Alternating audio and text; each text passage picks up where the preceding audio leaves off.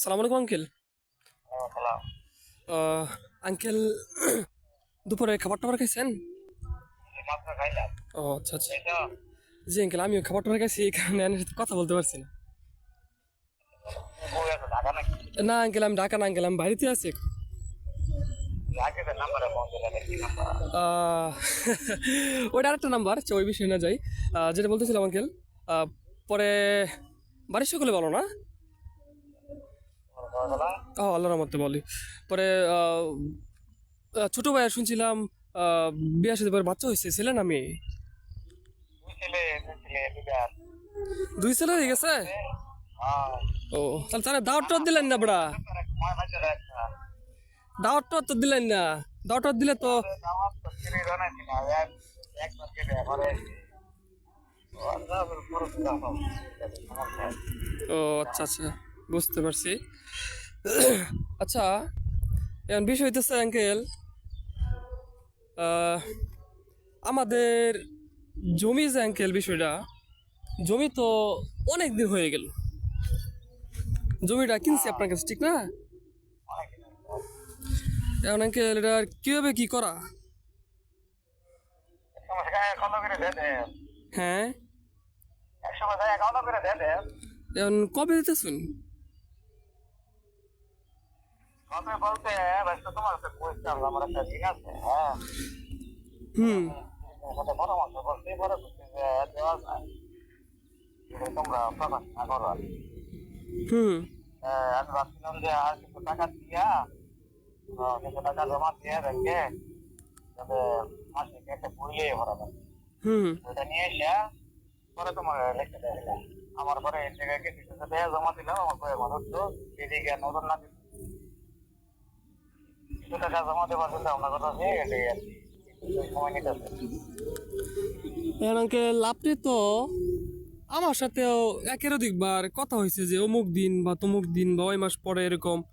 তারপরে আমি যে কোনো কারণবশত একটু ব্যস্ত হয়ে গেছিলাম, বিদায় আপনার সাথে আর পরবর্তীতে আর কোনো কথা বলতে পারছি না। আর তোমরা তারপরে সমস্ত রেডি হয়েছে কত কয়েকদিন না, আমি বলি আপনার আঙ্কেল, আমার আঙ্কেল যে কোনো সময় লিখে নিন। আঙ্কেল আমার কথাটা একটু একটু শুনেন, সন্তান তুল্য হিসেবে আমার কথাটা একটু শুনেন। হ্যাঁ, আপনার আমার সাথে কিন্তু আপনার আনুমানিক না হইলো আপনার 3-4টা ডেট মনে দিয়েছেন, কম বেশি হইতে পারে। তারপরে আব্বার সাথেও আইনের 3-4টা ডেটের মতো হইব আনুমানিক, যদি আমার ভুল নয়। আব্বার সাথে যত কথা হয়েছে, তারপরে আপনি দিয়েছেন বলছেন যে ওই দিন পরে বা ওই দিন পরে 2 মাস 3 মাস 6 মাস। এটা হচ্ছে তোমার কথা হচ্ছে ধ্যান করে না লিখতে পারবো। তোমার বলছি আমার এই জায়গাটা দিতে আসছি, হুম তুমি কিছু টাকা দিলে আমি জমা দিয়ে আলাম, লিখে দেয়। এখন আমি আগে সবই ঠিক আছে আঙ্কেল, আর আমার বিষয় হচ্ছে আপনার আপনি জমি যখন টাকা নিছেন ধাপে ধাপে, আপনার ধাপে ধাপে প্রয়োজন পড়ছে বলে ধাপে ধাপে নিছেন। আর আমাদেরও করছি। না আঙ্কেল, আমি আমি সেটা না আঙ্কেল, আপনি আমার কথাটা সন্তান তুল্য হিসেবে শুনবেন, তাহলে আমার ভুলটা আপনার চোখে পড়বো না, ঠিক আছে? আপনার ধাপে ধাপে প্রয়োজন পড়ছে, আমি ধাপে ধাপে দিচ্ছি, আর আমারও সমস্যা ছিল, আমাদেরও সমস্যা ছিল, এখন ধাপে ধাপে দিতে হইতেছে, দিতে লাগছে।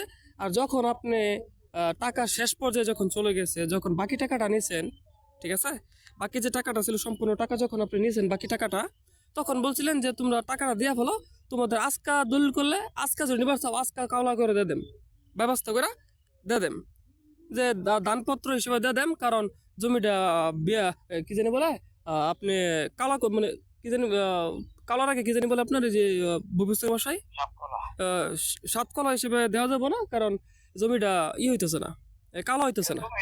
না বলি আপনারে, আচ্ছা আঙ্কেল আমার কথা শুনেন, যে জমিটা কাওলা হইতেছে না, কালো করা পাইতেছি না, নামাকান্দার জন্য সমস্যা হইতেছে, তাহলে দানপত্র হিসেবে তোমরা নিয়ে নেও। পরে আমরা বলছি আচ্ছা সমস্যা নাই, আপনি দান করে দেন, যে কাঙ্গর জমি আমরা টাকা দিছি, আপনি জমিন দিবেন, আমরা ফাইলে হয়েছি।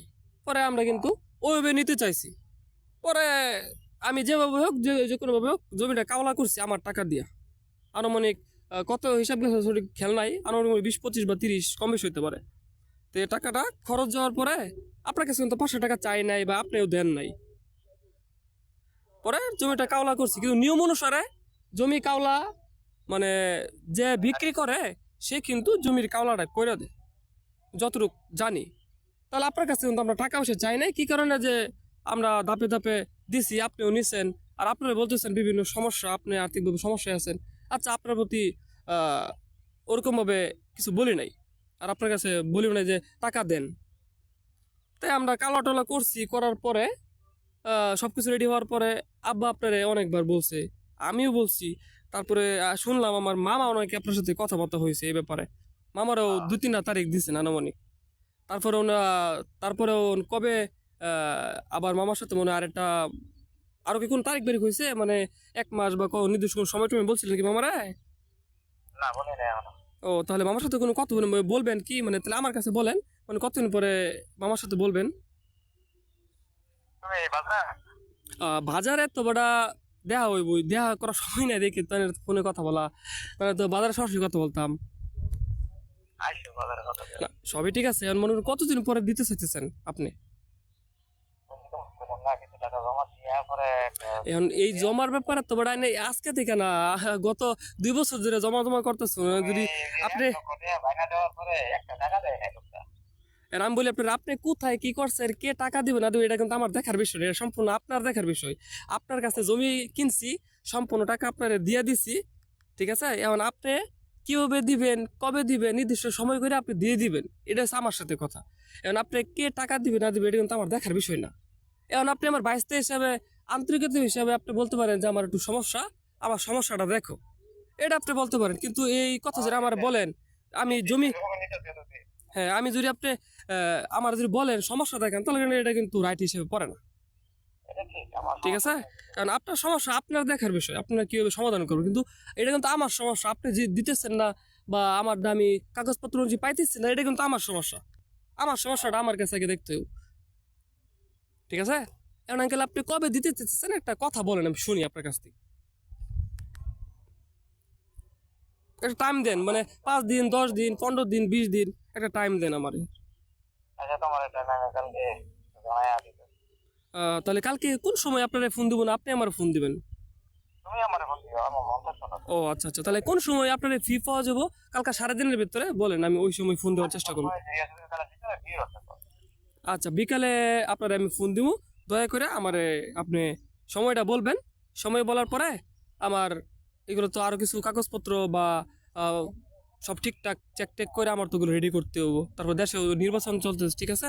সব কিছু বিবেচনা করে একটা ডেট ফাইনাল করে পরে জমিটা গলা করে নিলাম, কারণ কার হাত মত বেটা কই হারণ জানা। দুনিয়াতে কিন্তু মনে করেন আমরা ক্ষণস্থায়ী, 100 বছরের বেশি বাঁচতাম না। মোর মৃত্যুর পরে কিন্তু আপনার সাথে যদি বান্দার হকটা যে আল্লাহ তাআলা কিন্তু দায় নিব না। আপনি নামাজ পড়ছেন না, আমি আজকে নামাজ পড়ছি না, আমার আল্লাহ মাফ করে দিব হয়তোবা। আমার মতো শফিকুলের ফুতেন মাফ করলে আল্লাহর কিচ্ছু হইতো না। আবার আইনের কাছে যদি আমি 5টা টাকা আইনার তাহি, এই 5 টাকার কিন্তু আল্লাহ দায়বার নিত না, কেউ যে অমুক হলো অমুক এটা মীমাংসা করো গা। তখন কিন্তু হাসরের মধ্যে কিন্তু লক্ষ লক্ষ অগণিত মানুষ সামনে যখন মনে করুন একজন আরেকজন বলবো কথা, তখন কিন্তু মনে করুন আর কোনো পার পাওয়া যাবে না। সেটা আপনার বলতেছি, এটা মানে আমার জায়গা থেকে, যে আমি যদি কারো কাছে এরকম করি তাহলে তো পার পাওয়া যাবে না। আর পরকালের বিষয়টা কিন্তু সব, এই দুনিয়াতে যে সফল অর্জন করব সে কিন্তু সফল না, পরকালের যে সফলতা, পরকালের জন্য যে সফল হবে সেই সফল। আর মনে করেন সাপোজ মনে করেন আমি যদি কারোরটা অন্যায় করি, কোনো লাভ নাই এগুলো। এই যে মনে করেন আমাদের এখানে আপনি দেখছেন মনে হয় জানোয়ার কালা যারা আমাদের বাড়ির সামনে 1 ফোঁড়া না কয় ফোঁড়া জমিন আছেন, অন্যায় অপরাধ করছে, কিচ্ছু নাই, সব শেষ, পোলাপানও একবারে ক্ষতিগ্রস্ত। তো এই সম্পদের তো লাভ নাই।